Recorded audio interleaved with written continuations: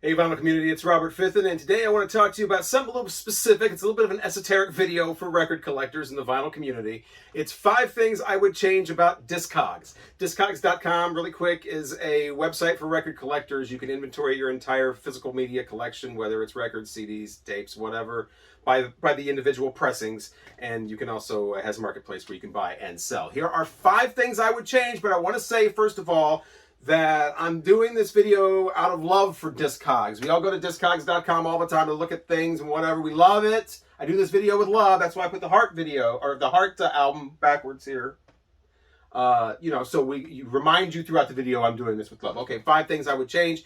Number 5, why can't you rate a master release? Why can't you rate a full album as a musical output rather than just rate individual pressings? I think when people are rating the individual pressings, there's 2 kinds of ratings going on. I think people are rating the pressings based on the sound quality of the pressing, which is, I think that's what that was intended for. That's usually how I think about it, which is what, that's why they have all the individual pressing ratings.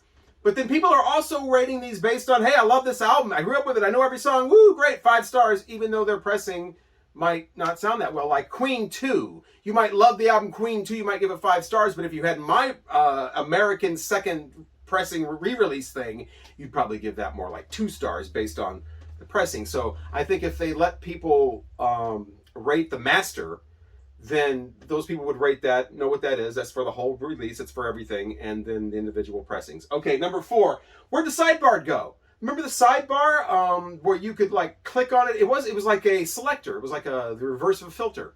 You could see like your whole collection by genre or by a year. You could just click like 1974, see everything you got from 1974 or 1998 or whatever. You could click by genre and subgenre, like shoegaze. See all the shoegaze you've got. See all the grunge you got. See all the classic country you got. See all the Spanish opera you've got. There were all kinds of things on there that you could select. And I think once you've put like more than 250 or 300 albums on, it disappears. It goes away. You don't see it anymore.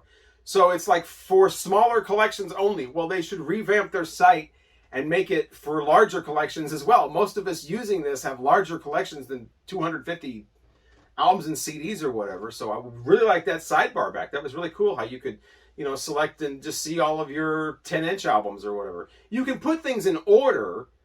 You can do that, but that's different than just selecting one thing and looking at it. Number 3, we got to clean up those main releases. You look at an artist's main release, you should just see their main releases. It's like a discography.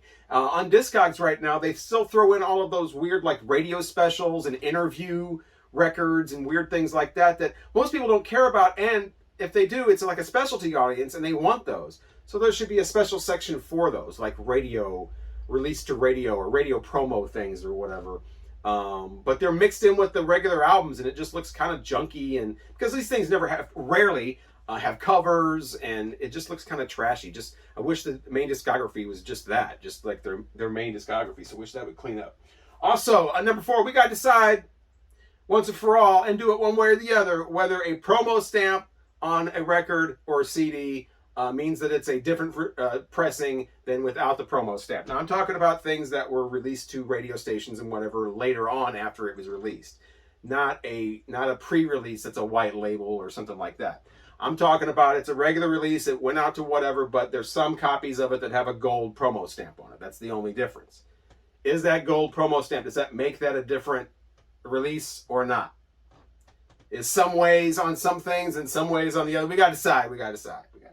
Okay, the number 1 thing I would change is how are you going to do all this? Because Discogs, isn't it like a really kind of a low-key production? They don't have probably a lot of money to revamp their whole system. They're doing this. It doesn't cost anything.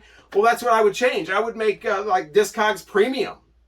I would make Discogs Pro. That's what I would. You call that Pro, people will sign up for that. I'm a professional record collector. I need Discogs Pro. People would sign up for that. And minimal, $1 a month or $3 to $4 to $5 a month. Not $29.95 a week or something, but something people can afford. And here's the thing. Have you seen some of these record collecting vinyl community videos where it's just the people who, it's less about record collecting and music and appreciation and all that and a passion for it. And it's just more about, here's all the stuff I bought this week. Look how much money I have. I bought the exclusive this and I bought the exclusive that. And I got this for $30 and this for $50 and this for $70 and every week. And it's like brand new stuff. and those people would definitely, I think, pay to be called a Discogs Pro. And they would definitely do it. A lot of expendable income going around the vinyl community, and a lot of it could be going to Discogs, and we would all appreciate it. And then we could all sign up, and then they could still keep the free version, but then they could have the pro version for like things like the sidebar and the cleaner. You know, you could choose to see the radio releases or not in the main discography. All the stuff I mentioned, they could make, I don't know, make it look, dress it up, do whatever, have a chat room. You know, there's all kinds of stuff. You could have like chat rooms. You could have a video section where everybody's got the vinyl community videos posted and like nothing else. So that's all you see are vinyl community videos. You could do all kinds of stuff with Discog if they had the money to do it, and that's how you do it. Discogs Pro, you know, people in the vinyl community would sign up for that. They're waiting. I really got that feature coming from Discogs Pro. You know, they're waiting, and that would be an American, by the way, speaking like that. Absolutely. So yeah, Discogs Pro. That's how you accomplish all these things. Just have another version where people could sign up, and it's a little dressier and a little nicer and a little more communication going on. And well, I didn't even get into the marketplace. That's a whole other video. But yeah, thanks for watching. That's, again, done with love for Discogs. You know, you use the site so much, you start to nitpick and think, well, I would change this or I would change that. And really, that's all this video was. Done with love. Love is as gentle as a rose, and love can conquer anyone.